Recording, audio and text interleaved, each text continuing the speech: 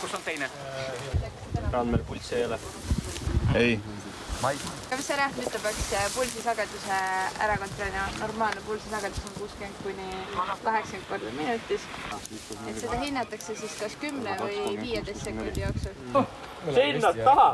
Pooled! Parameedik hakkab teda kanuleerima. Paneb siis. Pander, kaugel sa oled? Ära võtma. Ma hakkan kanuleerima.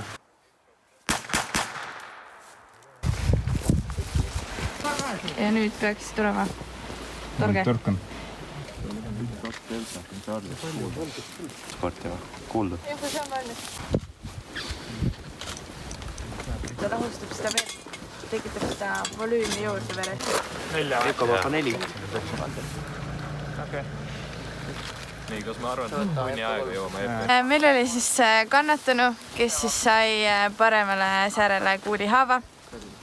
Anti siis talle esmaabi tule all kõigepealt, pandi škutt peale ja siis tuldi varju. Siin siis hakati kannatanud käsitlema. Meil on selline algoritm nagu CABCDE. Selle järgi siis ajateenija mõõtis tema nii-öelda elulised näitajad, andis abi ravimitega ja lahastati jalg, seoti jalg ja siis valmistati ette transpordiks. Õlgadele.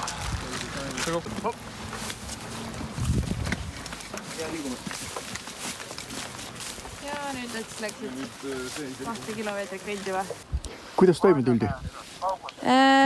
Mõned sellised viperused olid, aga üldjoontes algoritmi jälgiti ja kõik läks hästi.